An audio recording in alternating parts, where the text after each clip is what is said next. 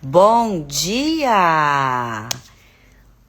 Pelotão aí que eu tô aguardando da nossa jornada dos 21 dias, trazendo informações bíblicas que ainda não te ensinaram e eu vou te ensinar. Eu tenho estudado a parte histórica, teóloga da coisa, e tem informações que eu nunca escutei em outro lugar, né? Que não seja somente estudando, tá bom? Camila, bom dia. É isso aí. Deixa eu mandar os aviãozinhos aqui. Vou pegar aqui. Para acordar o povo, né? Deixa eu aqui. Vamos lá, mandar os aviãozinhos aqui. Isabela, Karina, Andréia. Cadê aqui? A Jaque. Quem mais? A Dani. Vamos lá. O José entrou. Bom dia, José. Tudo bem?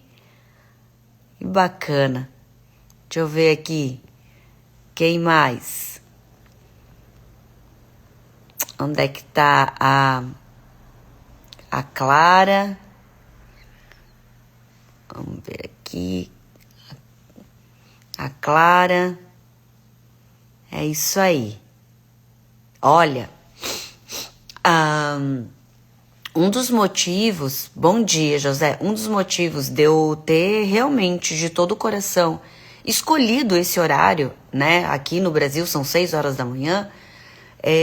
Não é só pelo fato da gente ter o conteúdo, né? De bíblico, estudo bíblico, mas esse movimento ele começa desde a hora em que a gente se compromete a fazer algo, tá?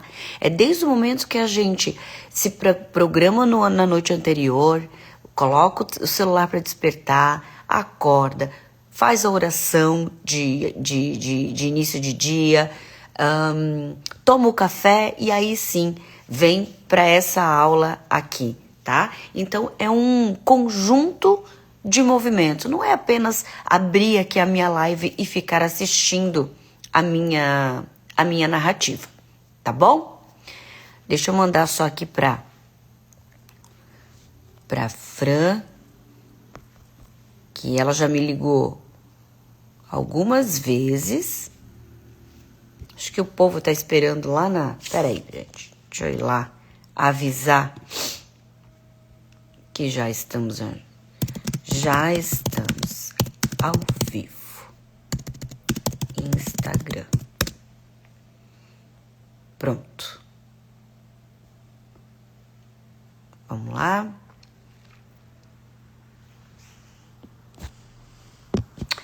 Então é o seguinte. Essa jornada de 21 dias, ela é informações bíblicas que eu nunca ouvi ninguém falar, tá? Então, como a gente está falando de 20... Bom dia, Patrícia, que bom que você entrou. Bom dia, meu amor.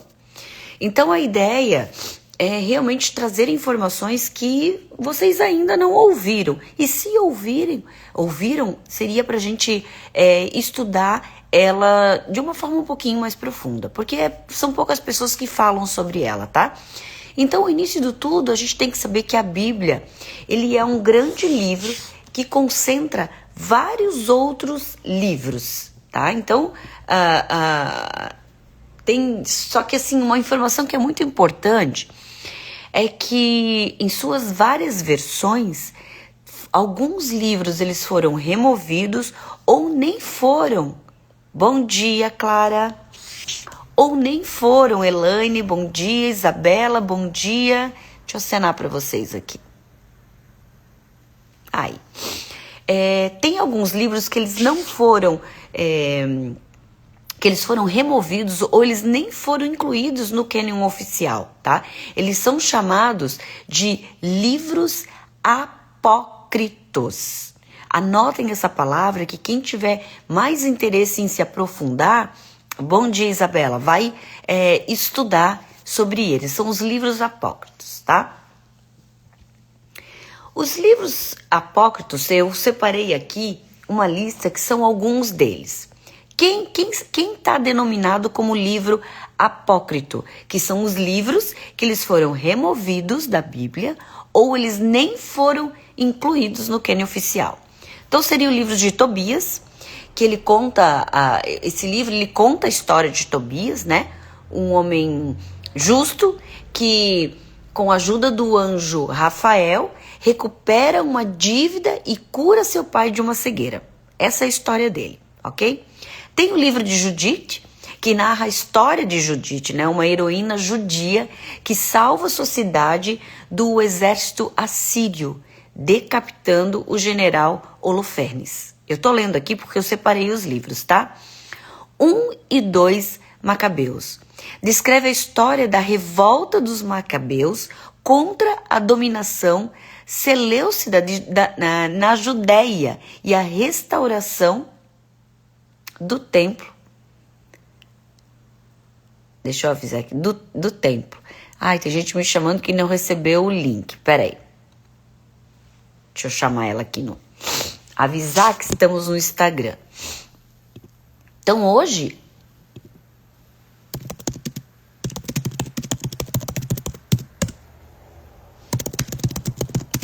Vamos lá.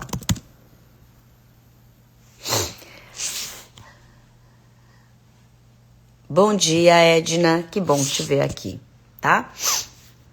Então, a aula de hoje eu estou falando sobre os livros que foram retirados ou não foram incluídos na Bíblia que você tem aí na sua casa, que seria o de Tobias, Judite, 1 e 2 Macabeus, né? Que descreve a história da revolta dos Macabeus contra a dominação judeia e a restauração do templo, certo?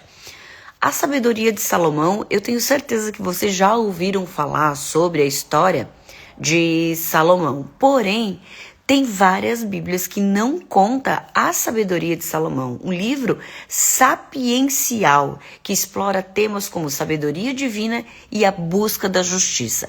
Eu quero fazer um tema aqui só sobre as sabedorias de Salomão. Quero dar essa aula, tá?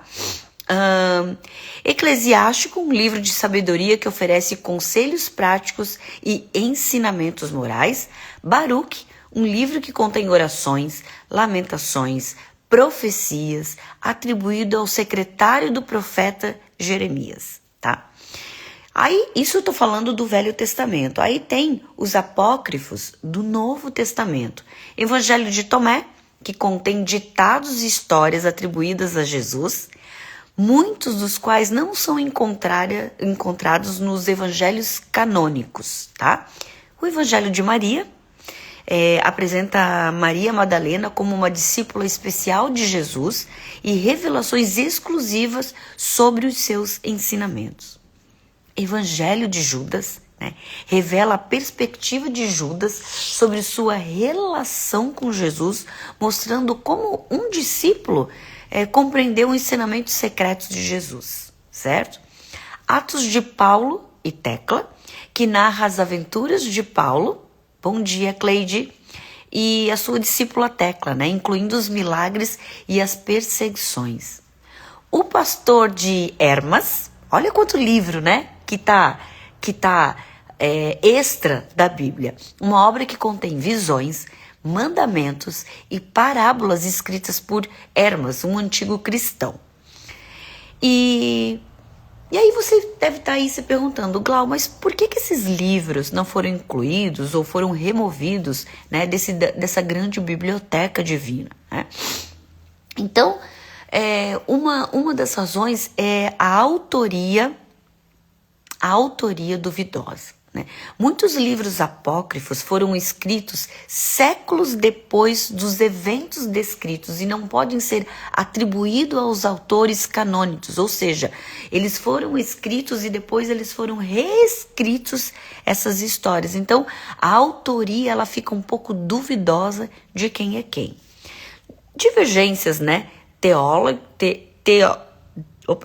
Teológicas, né? Alguns livros apócrifos apresentam ensinamentos que contradizem as doutrinas centrais da Bíblia, né? Como uma natureza do Cristo e da sua salvação.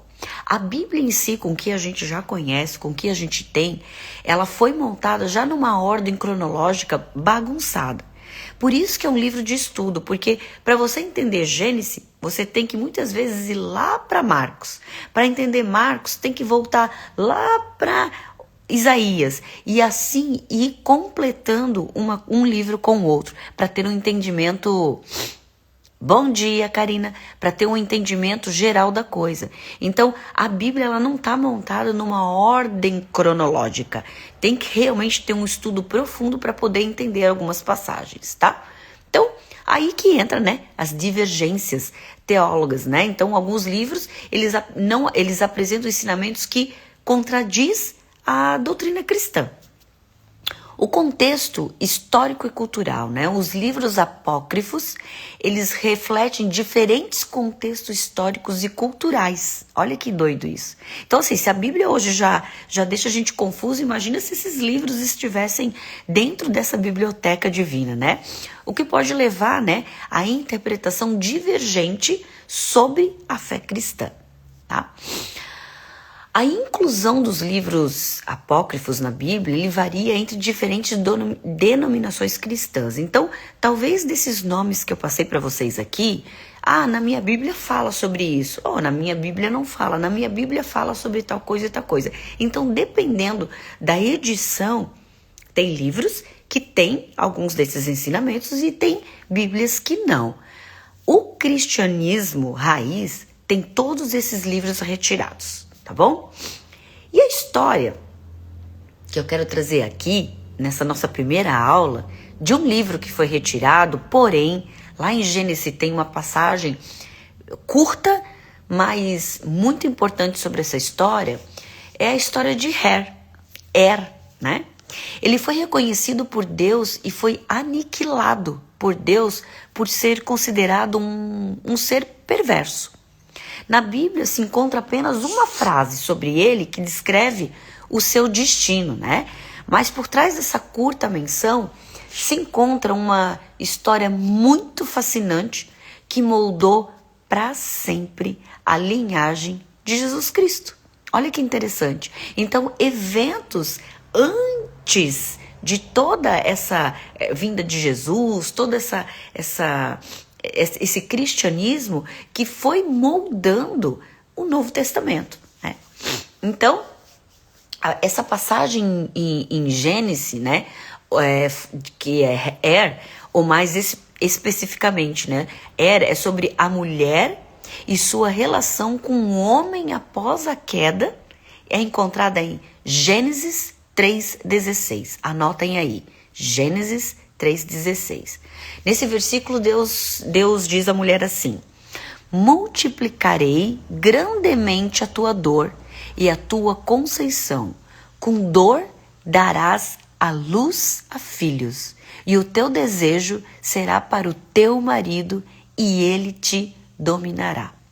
Essa passagem, ela não é somente sobre morte da Er, mas sobre o princípio que pode mudar completamente a tua perspectiva sobre privilégios, responsabilidades e o plano de Deus para a tua vida.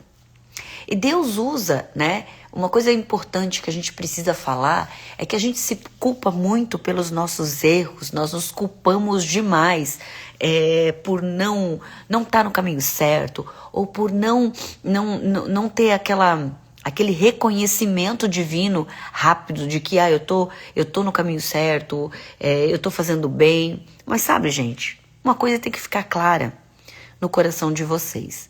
Deus, ele usa os nossos erros para a sua própria glória. Então, fica em paz em relação aos seus erros. Por isso que existe o perdão, sabe? O perdão, ele veio para você em forma de reset. Em forma de você, poxa, errei aqui, reconheço o meu erro, reconheço que está errado, me perdoa por isso, reseto tudo que está aqui e eu começo um novo. O perdão, ele não é simplesmente um sentimento para você se sentir bem e se libertar de algo. O perdão, ele veio como um reset daquele momento, para você começar de novo. Só que saiba que esse erro, Deus usa ele como glória de vida. Sabe aquela coisa que as pessoas falam assim, porque graças ao erro eu me tornei uma pessoa melhor? Não é a questão do erro em si, porque o erro não faz ninguém subir de nível, o erro não glorifica ninguém, o erro ele não é bom perante ao homem, mas ele glorifica toda a história que Deus tem para você. Então, a maior lição que a gente tira com o erro é a nossa perspectiva de poder identificá-lo, aceitá-lo e resetá-lo, ou seja, perdoá-lo. E aí você começa com um novo. Glau, mas é os erros que fazem eu subir de nível? Não, é o reset. É o acerto que te leva, que te sobe de nível. É o que você faz certo. Porém, o erro, ele é o termômetro para você resetar, para você pedir perdão e começar de outra forma. Só que o erro nada mais ajuda na questão de você realmente ter esse termômetro e essa consciência que você tem que resetar e procurar um outro caminho. Bom dia! Pessoal que está aqui me acompanhando, eu quero meu bom dia aqui. Se não me der bom dia, vai os R$10 lá para a caixinha, tá? Foi um desafio público isso aqui. Quero só ver. Mas vamos lá. Então, lá em Gênesis... Bom dia, doutora Vanessa. Lá em Gênesis 38, a Er, ela é descrita como um filho mais velho de Judá, tá? Bom dia, Vivian. Que se casou com Tamar. Pega essa sequência aqui, pra gente chegar até Jesus. Gênesis 38, anota ali, depois você vai lá na sua Bíblia e vai ler.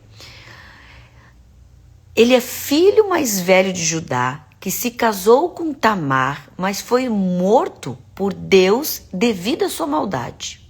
Bom dia, Fran. A Bíblia não especifica exatamente o que ele fez para ser considerado tão mal. Essa parte, ela tá meio obscura ainda, tá?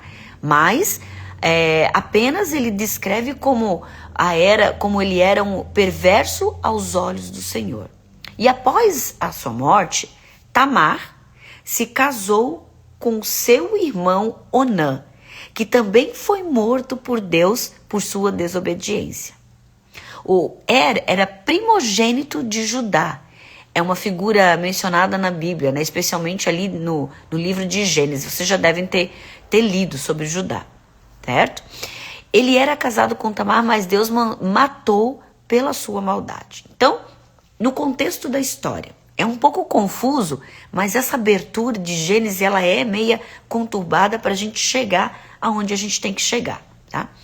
Judá, um dos filhos de Jacó, se casou com a mulher cananeia, filha de Suá. Dessa união, nasceu 3 filhos, Onã e Selá. O primogênito, casou-se com Tamar. O Senhor matou pela sua maldade. Então Tamar, a viúva de se casou com Onã, mas ele também foi morto por Deus. Finalmente, Tamar, sem filhos ainda, não tinha filho com ninguém, seduz Judá e tem filho com ele, Pérez e Zerá. Olha onde é que começa a nossa vida. Então a história de e Tamar, ela serve como um exemplo da importância da obediência. Bom dia, Sandra. Da obediência de Deus e das consequências da maldade, tá? Isso quer dizer o quê, Glau? Deus castiga.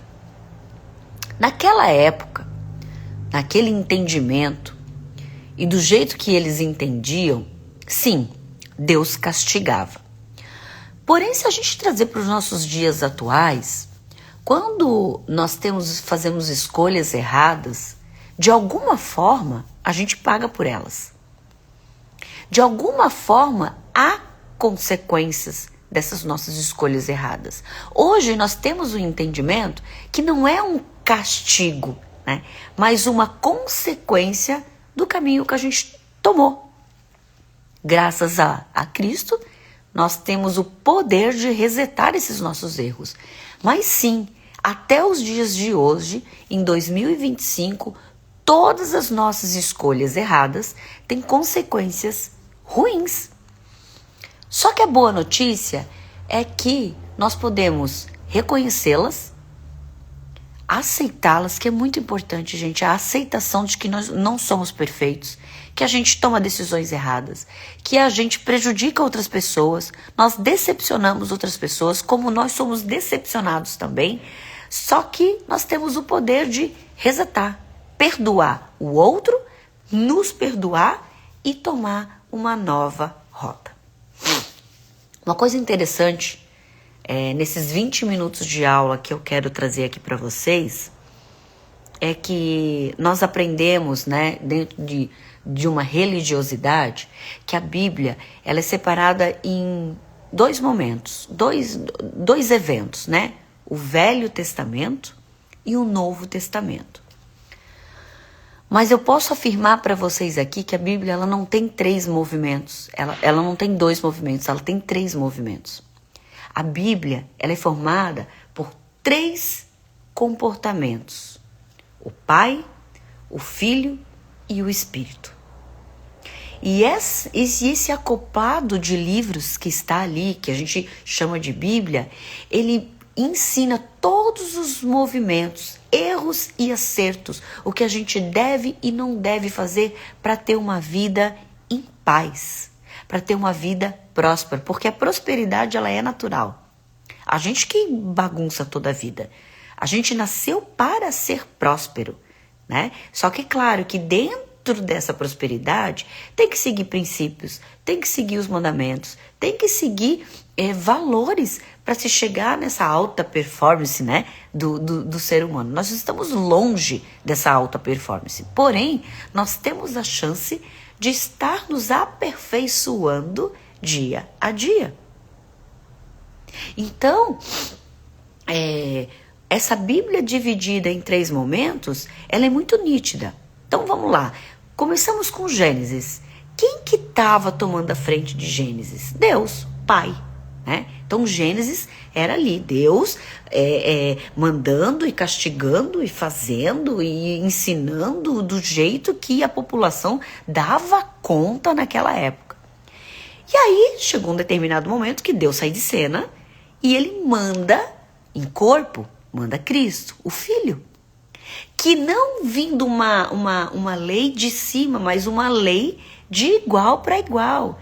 Então Jesus Cristo aqui na terra foi falando um por um e pedindo para pessoas compartilharem essa mensagem.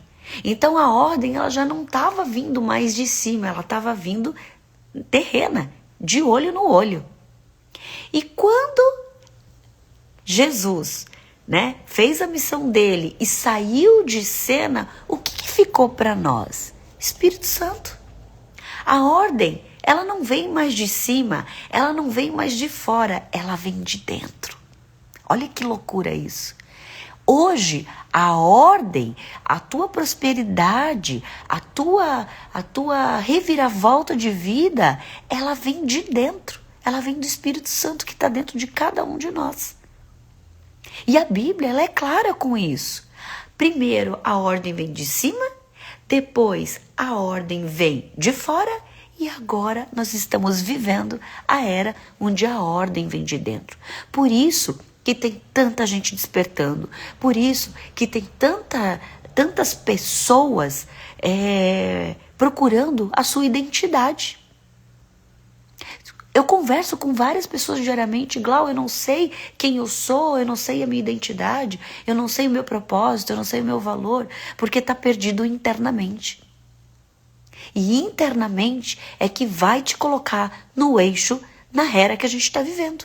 Não é mais de cima, não é mais de fora, é de dentro. E eu quero terminar essa live com essa reflexão para você, tá?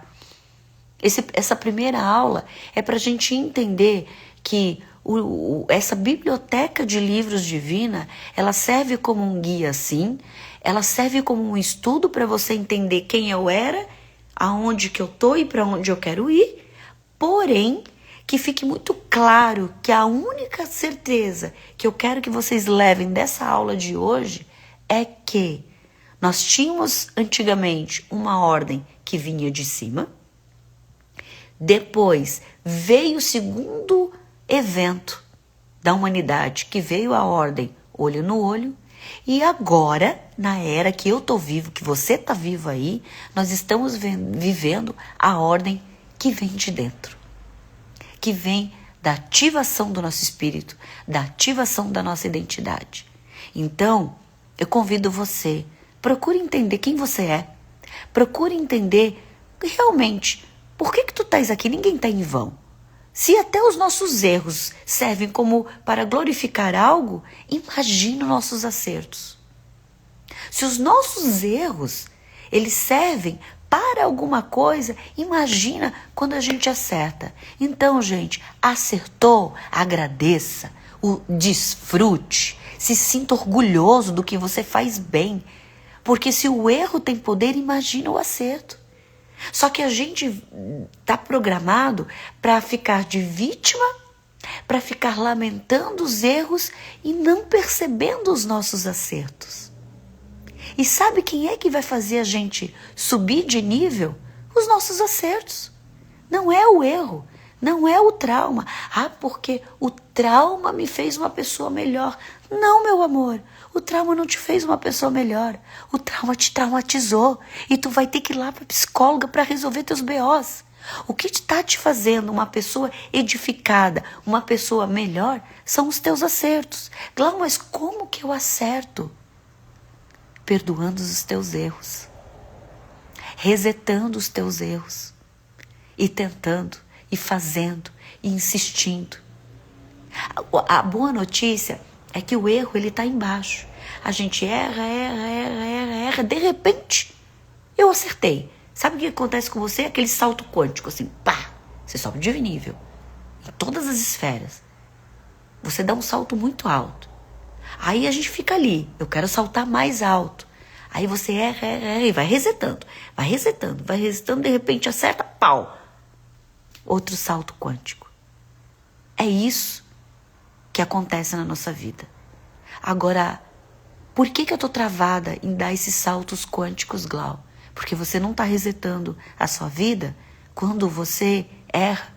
Você não tá aceitando os seus erros como uma forma natural. Você não tá se perdoando. Você tá culpando, você tá vitimizando. Que é o que a gente está programado para ser. Você sabe que cada vez mais está sendo tendencioso a gente não pensar, né? A gente não raciocinar pela gente mesmo. A inteligência artificial é uma ferramenta dessa, né? É que nem o dinheiro. Se você não transformar essa ferramenta maravilhosa que ajuda muito em escravo, você vai se tornar escravo dela. O dinheiro foi a mesma coisa. Quando o dinheiro apareceu, muita gente até hoje é escravo do dinheiro. E aí é perdição. A gente tem que inverter esses papéis. A inteligência artificial tem que ser nosso escravo, tem que nos servir. O dinheiro tem que ser nosso escravo e tem que nos servir. Só que a maioria está vivendo o oposto disso. Então, eu quero que você tenha essa percepção, né, da ativação da sua identidade, da importância de você ler, estudar, né, de você ter conhecimento, de você ter sabedoria e, principalmente, de você ter comportamento. Não adianta sabedoria e conhecimento sem comportamento. Não adianta. Não adianta eu saber das coisas, eu ser super inteligente e não me comportar como tal. Vira lixo emocional. Cuidem do lixo emocional de vocês. Tá bom? Amanhã, às 6 horas da manhã, eu vou estar aqui de novo. Eu vou abrir essa live, deixa eu dar acenar aqui para minhas amadas. Nícia, bom dia, meu amor. Amanhã, às 6 horas da manhã, eu vou estar aqui de novo, tá? A gente vai continuar essa história, estamos lá em Gênesis. É bagunçado? É, mas ela vai fazer sentido lá na frente. Lá na frente ela vai fazer sentido para que a gente sim consiga entender a sua identidade, entender o porquê tô aqui, entender qual é o caminho que eu tenho que percorrer, tá bom? Ó, beijo no coração de vocês, obrigada por estar aqui e se permitir, né, a aprender. Eu que agradeço, Elaine, se permitir a aprender, se permitir a deixar fazer confusão, bagunça na cabeça, para depois sim a gente começar a entender e colocar cada coisa na sua caixinha, tá bom? Um beijo, um excelente dia para vocês. Bye, bye.